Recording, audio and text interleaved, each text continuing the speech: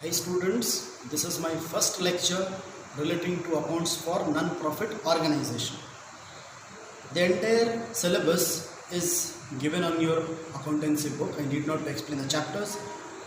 The first chapter deals with non-profit organization and it deals with only 10 marks. CBSE awards 10 marks for this chapter.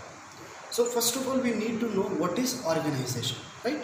So an organization is simply an economic activity, a business concern, an activity which is done only for profit motive or for any other purposes. Any other purposes, it means obviously non-profit. So we can bifurcate this organization into two parts: profit organization, non-profit organization. So profit organizations are those organizations which generally deals in earning profit earning. Only the main aim is earning profit. And non-profit organization, its major concern is rendering services. Service motive. That means, so there are many activities which are done by organizations like charitable institutions, hospitals, educational institutions. So these organizations mainly deals with non-profit. That is, we can say welfare motive. So non-profit organization, what are non-profit organizations? Non-profit organizations are those organizations which do not trade but they render services. They render services. Their major motive is welfare motive. Clear? As we have understood about non-profit organization, the second thing will be about the characteristic features. Very, very important for your examination. The characteristic features of your non-profit organization. So the first characteristic of non-profit organization is management. How non-profit organizations are managed, right? So the non-profit organizations are generally managed by a group of individuals, right? And they are called the trustee. They are called the trustee, or we can say the managing committee, right? So we can say that the non-profit organizations are managed by the trustee or the managing committee. The second is related to funds. Funds, what are finance? What are the necessary funds requirement? So relating to funds, we can say that non-profit organization, they raise funds by membership fees, and second thing we will read about subscription.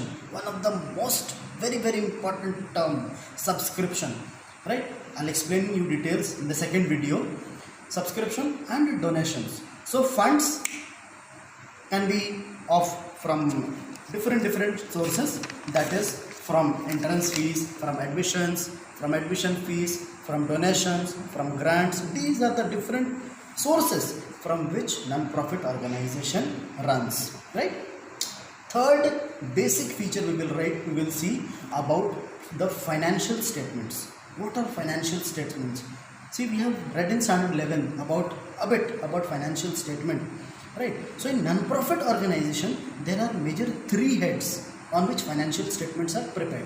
That is, it requires three things. That is, first, receipt and payment account, second, income and expenditure account, and third, the balance sheet. So these are the three things on which financial statement of non-profit organization is prepared. Means we can say that non-profit organization prepares its financial statement every year, which includes the receipt and payment account, the income and expenditure account, and the balance sheet. In concise way, I can say. We have studied just now we have studied about the three things, that is the receipt and payment account, the income and expenditure account, and the balance sheet.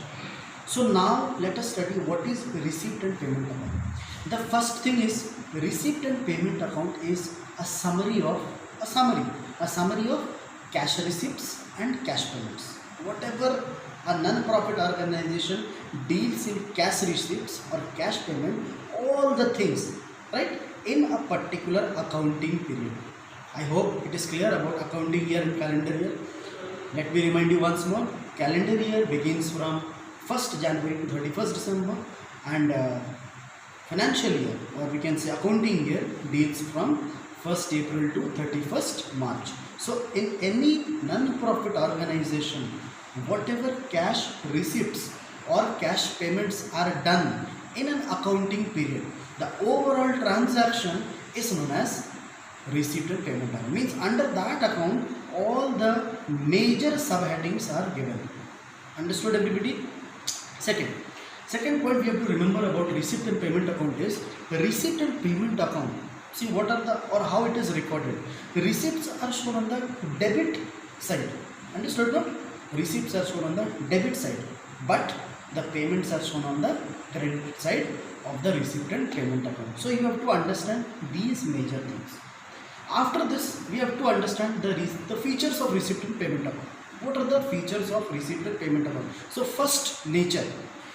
It is an asset account. Receipt and payment account is asset account.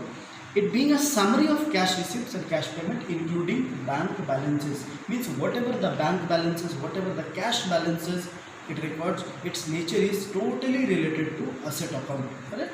So it is fully a summary of cash receipts and cash payment. First feature. Second is basis of preparations. Basis of preparation, it is prepared on cash basis. We have studied in standard 11 about the basis of accounting transactions, that is cash basis or accrual basis or credit basis. So in a receipt and payment account, we have to record only those transactions which are on cash basis of accounting, that is transactions and events which have been paid in cash as shown now. Clear? Third is about period. Period refers to accounting period. Again same thing, that it records all the cash and bank transactions, whether it is related to current period or previous period or the succeeding periods. So what is the difference between previous, current and succeeding? Means whatever the period has gone, that is previous period, whatever the period it is going on, and whatever the period is coming. So current period, previous period as well as advanced period. All the three things are recorded in this receipt and payment account. The fourth is related to adjustments. Adjustments, in this what happens, in this there are certain terms like depreciations we have read in standard 11, expenses, accrued income, income received in advance. So these all are maintained in cash basis of accounting in adjustments. Then capital and revenue, it records all the receipts and payments whether they are of revenue nature or of capital nature. Means it does not consider that whether it is revenue or capital. Everything is recorded whether it is revenue or capital. Means day-to-day income or at a whole income. Understood? So this is all about the features of receipt and payment account. Then our final topic will be about the limitations of receipt and payment account. The next video I will be teaching you about income expenditure account. I will be teaching you practicals relating to how to deal with receipt and payment account. Alright. The final topic will be just now for the limitations of receipt and payment account. Limitations are, it does not show any expenses and income of accounting period. The very important fact is, it does not record any kind of expenses or income. Means what are the expenses or what are the income. Second, it does not show whether the non-profit organization is able to meet its day-to-day expenses out of its income or not. It is one of the most demerit we can say.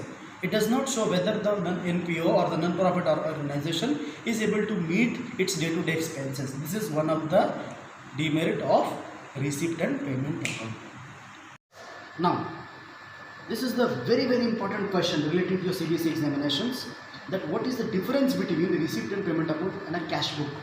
Just now I told you about receipt and payment account, that it is the summary of cash book and all. So what is the major differences between a receipt and payment account and a cash book? So first of all, basis. I have to find out just 5 differences. The first is basis. Receipt and payment account is a summary of cash book. Means it is prepared from cash book. But cash book, it records only transactions which are on cash basis. Right? It means it records cash transactions of receipts and payments account. That's all. Second is about period. Receipt and payment account, it is prepared, just now I told you, at every end of accounting year. In every end of accounting year, receipt and payment account is prepared. but cash book, it is prepared on daily basis. Third, institutions. Receipt and payments accounts are prepared by non-profit organizations. That is the topic we are studying about. And cash book, it is prepared by each and every organization, whether it is non-profit organization, whether it is a business concern, whether it is profitable organization, whether it is charitable organizations.